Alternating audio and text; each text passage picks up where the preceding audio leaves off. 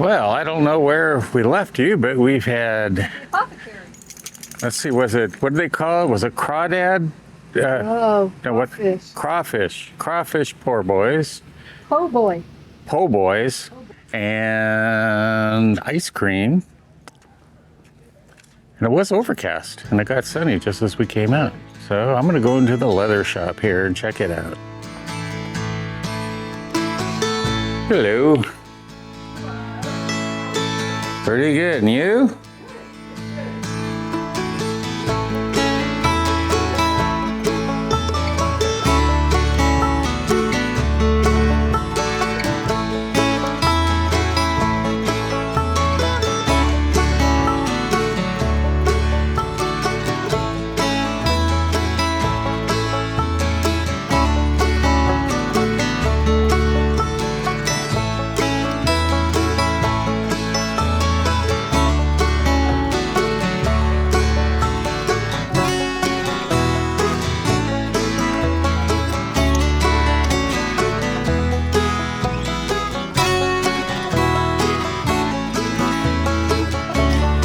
Coming to the copper shop here. Good, and you?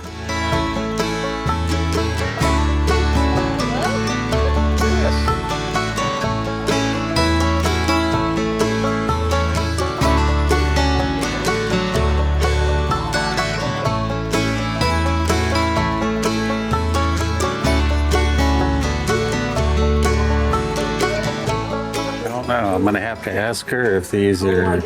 So, to get your colors, do you some of it heat to get some of the colors? It's all heat. Yeah, give me a second here. I'll clean this up and let's show you exactly how we do it. All right. Clean because it's probably either clean the colors. I think it with colors gets muddy. Okay. Well, I'm gonna zoom in there. Okay. So the first thing we have to do is take a nice clean piece of copper and varnish it brown, just like that little side of the box. What I'm going to do all the time with the skin that is orange knows all comes brown. And you're going to see a lot of different colors. We'll start with orange, and we can go to red, violet, and yellow, and blue, and black, and green, and pink, and finally brown. You get 16 different colors. So here's blue now, and the pink and gold. So the pink's coming up right there. Uh-huh. And all I've done is actually turned it all to varnish. So give me a minute, I need to cool this down. My fan down here got very, very hot. Yeah, there you go. Even a little bit too hot to make this into that color. What I'm going to do now, I can tell the temperature of my colors are in the right range for the length of your color. So a little bit at the flame like this. Now it's on down a little bit here. That's good. What I'm going to do, turn around. Oh, look at me. I'm going to put the sky. There's plenty of land.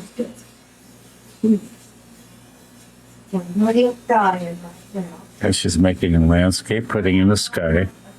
Gold or orange sky. So what I'm going to do is turn the heat up. Change the color.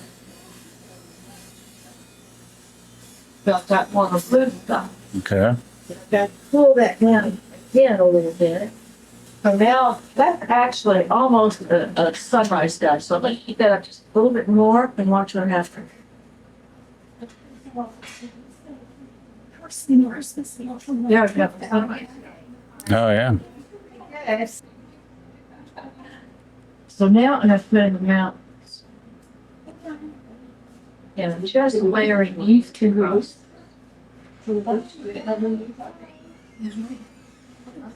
It's heating up all by itself. Working on it.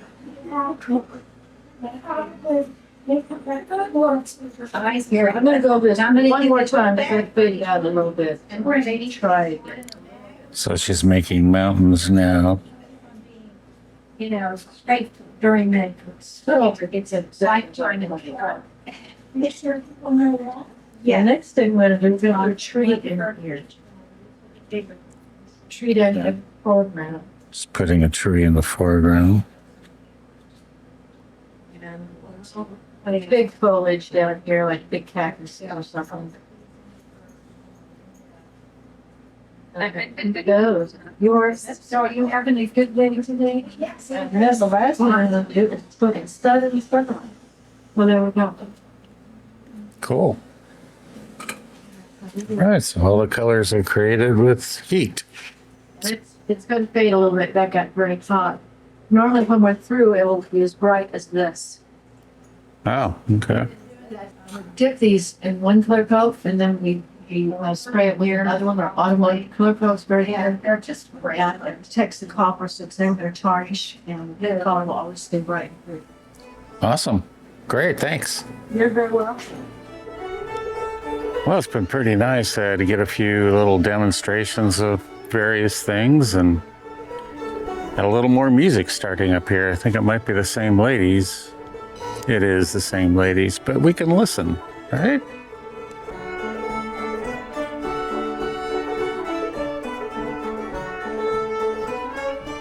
All right, so having gotten some music, let's go check out the pottery shop. This is John. Hello. I guess you're about to peel the other one off right there, aren't you? The ferns. That's like I'm asking. So you fire that afterwards then? Right. We'll actually fire them twice. Once to about 1,800 degrees and then to 2,400 degrees. And so we use a large gas kiln for our final firing. Yeah. But we have a wood kiln here too, and you'll see that when you're out back. That's a really good picture of it down here being fired. So that's when it's about 2,000 degrees on its way to 2,400 degrees. So these are all ferns I've been working with right here. John was telling me that a lot of couples work here and they, like he and his wife is in the back, they either sometimes trade off days or part days being in the back or being in the front and I was just remarking that we were both photographers and Do you ever get days off? Actually, yes. I mean, well, this time Together. we worked a lot, but Yeah. oh, this the time park of year, itself sure. is only open from the middle of April till about the end of October. Okay. So, we theoretically would have a lot of time off, but we take a couple of months off and we have one show in that time. Then usually after the first of the year, we'll start making pottery again. So is But it? at our leisure, we have a little home studio. Yeah. So these shops now, are you like? Do you rent these shops then out? The way it works, we're paid kind of a marginal fee, like $50 a day, to just be here, Be here, as okay. interpreters. But we pay a commission Okay. on whatever we sell the Okay. part.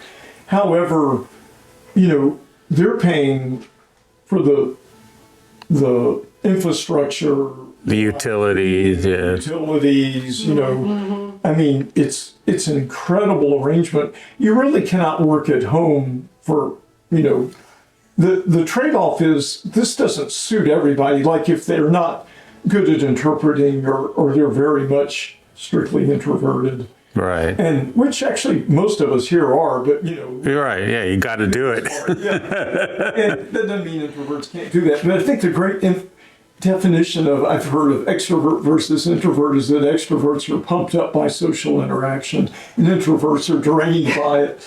So, we're usually pretty tired at the end of the day. But it's an amazing community, I was telling your wife, of artisans. Just an incredible place if you are a craftsman, an artisan, because it's a little community of like-minded souls and incredible working space. Well, do you get to interact much with the other people? We do. Probably Judy and I, do less than we used to.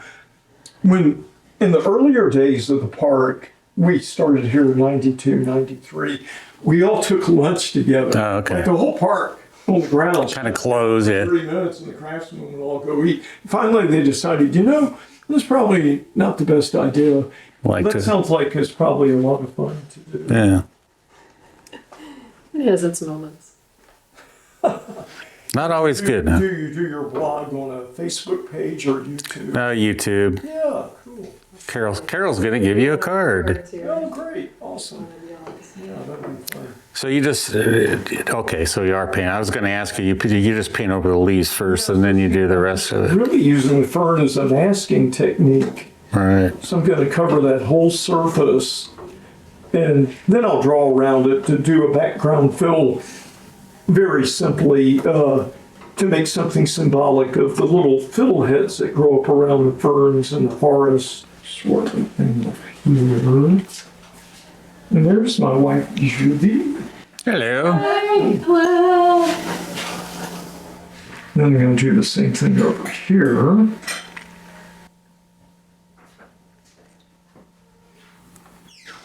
Now you're just rubbing off the glaze or whatever it is that you use. This is a slip. So actually, this is a wet clay and water Okay. that we've added just iron oxide to. In other words, rust. But now see, I'll peel that out. And then I have a nice little decoration here. Cool. Here in Stone County, they call it a picnic swing. Oh yeah. Yeah, he's got a brother named Tango that comes in every other week. They Okay. work 4 hours every other week, so. So the brother is Tango. What's his name? That's Tango. Whiskey is at home. Tango and whiskey. Yeah. Deadly combination, Those huh? military That's terms. yeah. And stuff. I guess 25 cents was a lot of money back in the early was. 1900s. It was. Yeah, there's some literature right here on this ride. That's Oh, pretty okay. interesting. If you played banjo or fiddle, you could ride for free. Free, yeah. Yeah. Picnic swing in 1910. Let's see. Lucky children might get to spend a quarter on a big day at the picnic. They could buy a glass of lemonade, maybe an ice cream cone for a nickel. Ice was hauled on wagons from nearby towns. In this particular case, ice came from Leslie, Arkansas. Ice was buried in the ground in sawdust to keep the 300-pound blocks from melting. Lemonade was made in wash tubs, and ice cream was hand cranked. Hello. We're getting to have it. Yes, hello. I think we're getting up close and personal here with the. He's going to try to push the gate down.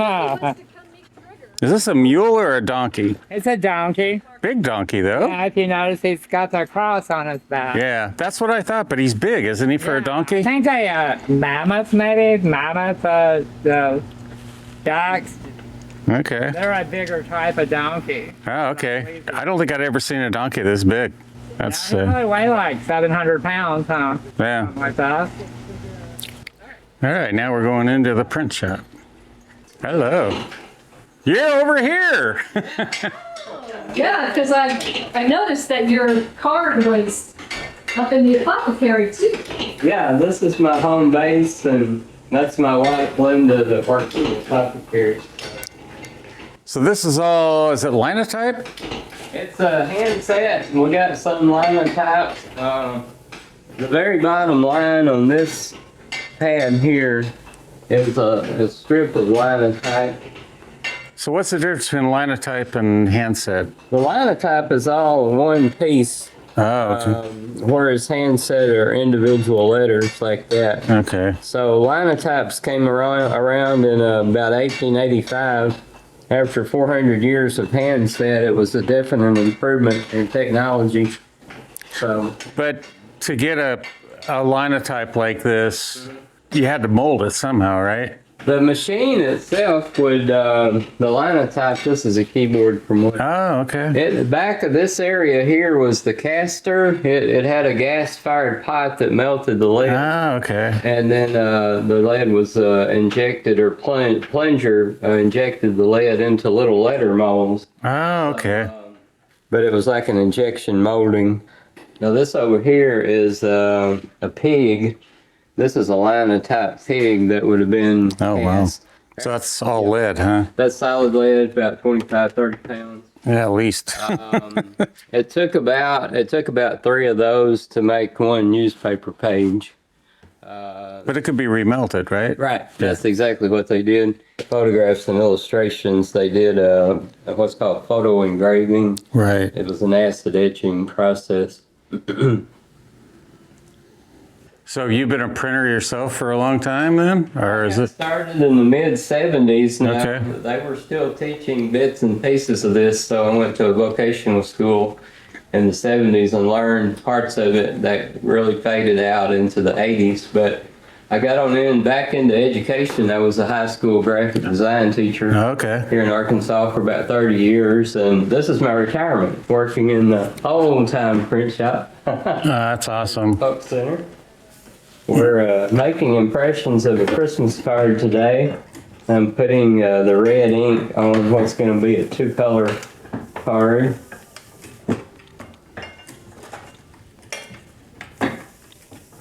So how do you know precisely where to set it? Just, oh, I see you have stops there. Okay. That was, yeah, the paper stops or gauge pins, they're called. It's where the paper rests, but there was a couple of hours of setup. More specifically, this plate took me about 2 hours to assemble just 3 lines of type here. This has to be put in a jig or a template in order to curve type and arc like that. Yeah. It was physically bent around. Okay, so was it a piece of linotype then that you... No, these are individual. Oh, they were individuals. Yeah, you can see them on the back. Oh, The okay. Separation. Those are individual letters. Wow. So this was hand set. Most of our printing is hand set type from our collection here. Wow. So again, that would have printed that. Of course, it all has to be in mirror image. Right. Got some bad shadows in here. Yeah, it's just, yeah. But that's cool. That's cool. But we're just trying to interpret letterpress printing. This is only the last 100 years of a 500-year process that started with Gutenberg back in the mid 15th century. This ended it up into the 1960s and 70s here. All right, we got a quilting shop here.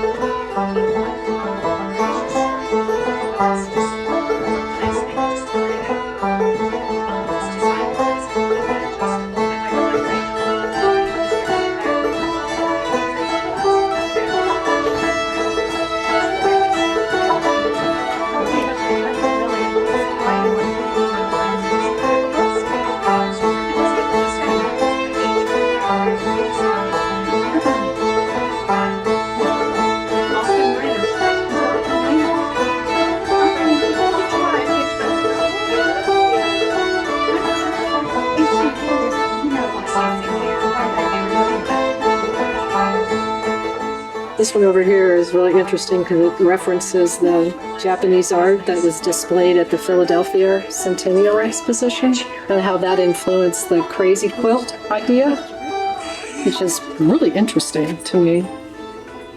All right, so we had seen some pictures in the pottery shop of the wood-fired kiln, and here we are. The chimney stack here and all the bricks up on top, the insulation and such.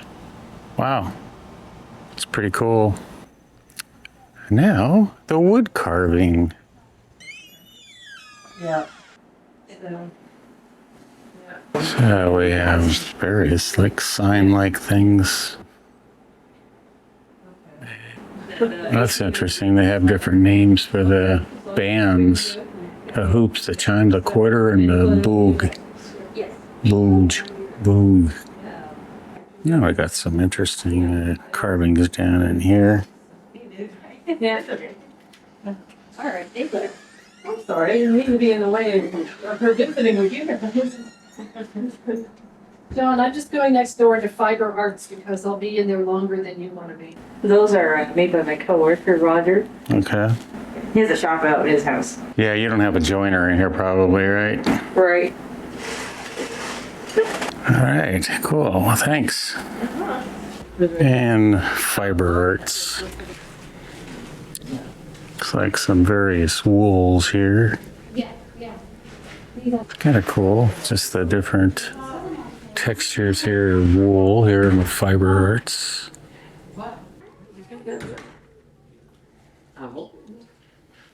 Some of the laces, products. Yes, ma'am. I'm thinking. No problem. How much is one of these, huh? Price. And it will make 6 parts, I think. Yes, ma'am.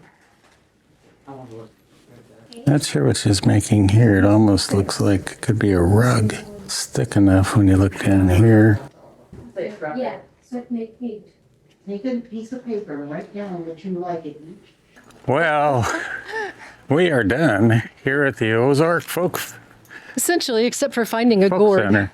Yeah, that's right. Crack Carolyn's. down a gourd. I mean, everyone is, incredibly helpful and Yeah, they've all been explanatory. glad to talk about their process and Yeah, and I know you can take workshops here as well. So if you have any interest in any of these things, they have workshops and you can learn how to do it yourself. We're gonna find this gourd and get back to camp and get some showers. yeah. Maybe go swimming. swimming. Who knows? All right. Yep, trigger goes what? All right. And thanks for watching. Like, subscribe. I think we got some subscribers today just in the park here. Yeah. Some people have already gone and looked at our site. So, yeah, join them and, leave comments or whatever. So thanks a lot. We'll see you next time.